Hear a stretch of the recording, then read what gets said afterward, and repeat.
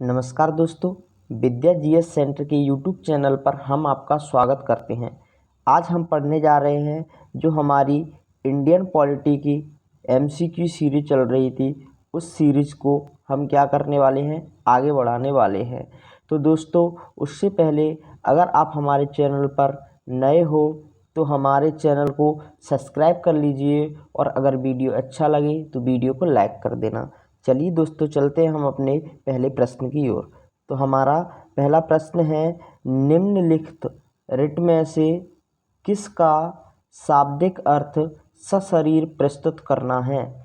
Option A है बंदी प्रत्यक्षीकरण, option B है अधिकार प्रेक्षा, ऑप्शन सी है परमादेश और ऑप्शन डी है उत्प्रेषण। इसका आपका आंसर हो जाएगा बंदी प्रत्यक्षीकरण रिट। यानी कि जो बंदी प्रत्यक्षीकरण रिट है, इसका अर्थ है सशरीर प्रस्तुत करना। यानी कि किसी भी व्यक्ति को स्वयं प्रस्तुत करना होगा, उसके स्थान पर कोई और नहीं जा सकता। अगर उस पर मुकदमा चल रहा है तो उस व्यक्ति को स्वयं आना होगा। इस रिट का यही अर्थ है बंदी प्रत्यक्षीकरण रिट का, यानी सशरीर यानी स्वयं उपस्थित होना होगा। ये नहीं कि मैं उनसे फ़ोन पर बात करा देता हूँ या ऐसे बात करा देता हूँ, नहीं, स्वयं सशरीर उपस्थित होना होगा। चलिए दोस्तों, चलते हम अगले प्रश्न की ओर। अगला हमारा प्रश्न है, उच्चतम न्यायालय द्वारा कितने प्रकार की रिटें जारी की जा सकती हैं। ऑप्शन ए है 2 प्रकार की, ऑप्शन बी है 3 प्रकार की, ऑप्शन सी है 5 प्रकार की और ऑप्शन डी है 6 प्रकार की। तो मैंने कल आपको बताया था, इसका आंसर क्या हो जाएगा, इसका आंसर हो जाएगा ऑप्शन सी यानी 5 प्रकार की। मैंने कल आपको बताया था 5 प्रकार की रिटें कौन कौन सी होती हैं। तो बंदी प्रत्यक्षीकरण रिट, उसके बाद परमादेश, और फिर कौन सी आती है, फिर आती है अधिकार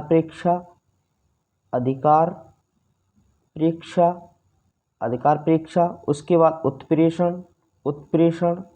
उत्प्रेषण के बाद कौन सी आती है, उसके बाद आती है प्रतिषेध रिट आती है। तो दोस्तों, कितने प्रकार की रिट होती हैं, 5 प्रकार की रिटें होती हैं। बंदी प्रत्यक्षीकरण रिट, अधिकार प्रेक्षा रिट, परमादेश रिट, उत्प्रेषण रिट और प्रतिषेध रिट।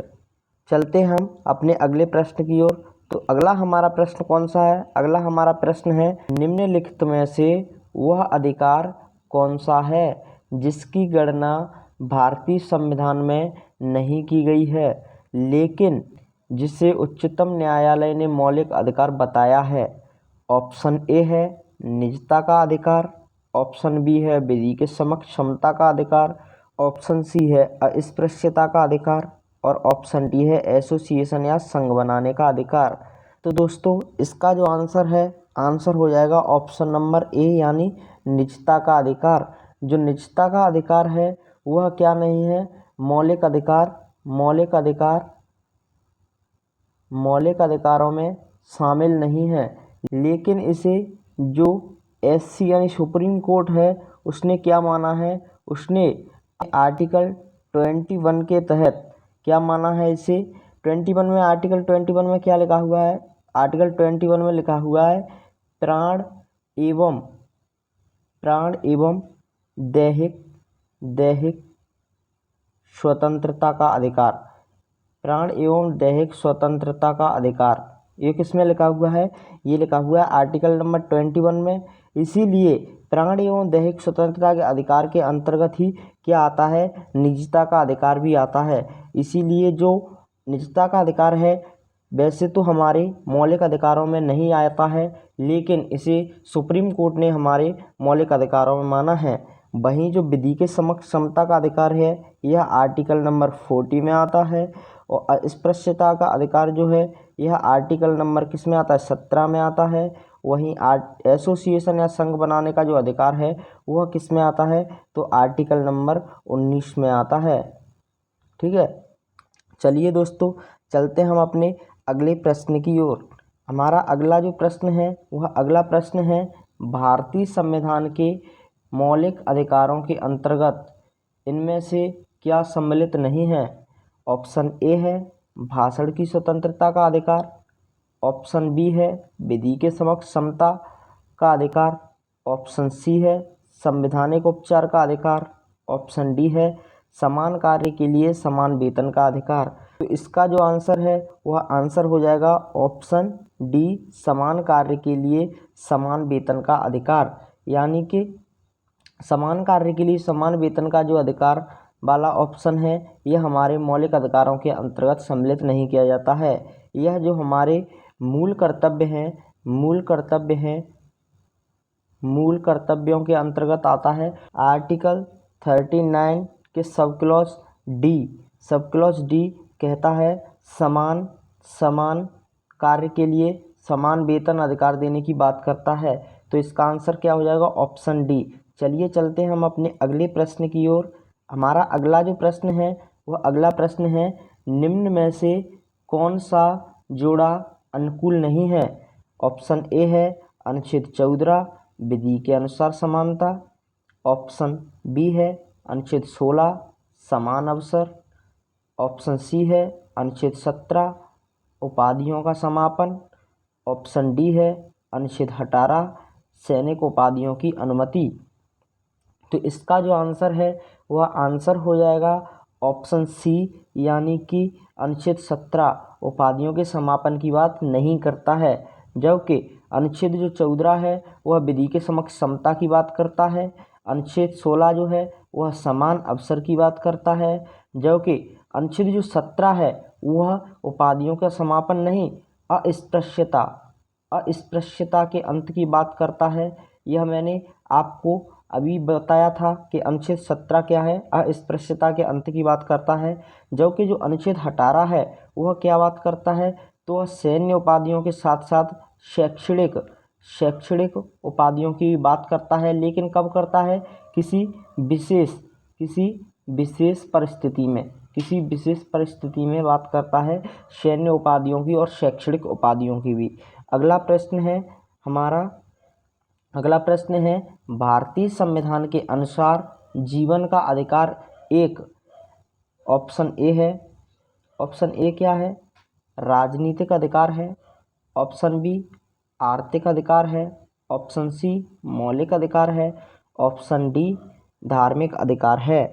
तो इसका जो आंसर है आंसर हो जाएगा ऑप्शन सी, यानी जीवन का अधिकार क्या है? एक मौलिक अधिकार है। अभी मैंने बताया था आपको कि आर्टिकल नंबर कौन सा 21 क्या कहता है? प्राण एवं दैहिक स्वतंत्रता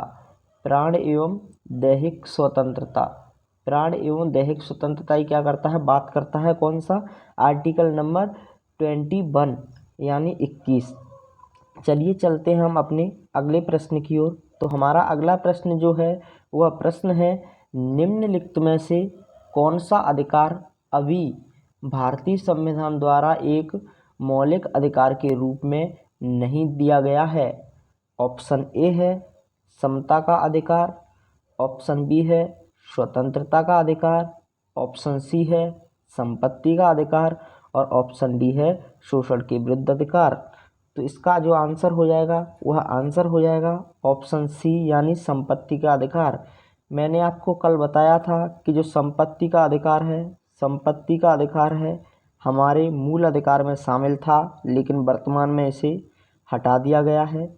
इसे आर्टिकल नंबर 300 का में पहुंचा दिया गया है और इसे क्या बना दिया है? एक विधिक अधिकार बना दिया गया है। तो इसका आंसर क्या हो जाएगा? संपत्ति का अधिकार हमारा मौलिक अधिकार नहीं है वर्तमान में। चलिए चलते हैं हम अपने अगले प्रश्न की ओर। तो हमारा अगला प्रश्न क्या है? अगला प्रश्न है कि किस संविधान संशोधन अधिनियम द्वारा संपत्ति का अधिकार मूल अधिकार नहीं रहा?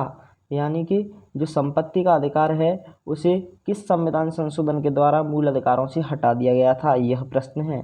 तो ऑप्शन ए है 44वां संविधान संशोधन, ऑप्शन बी है 42वां संविधान संशोधन, ऑप्शन सी है 43वां संविधान संशोधन और ऑप्शन डी है 45वां संविधान संशोधन।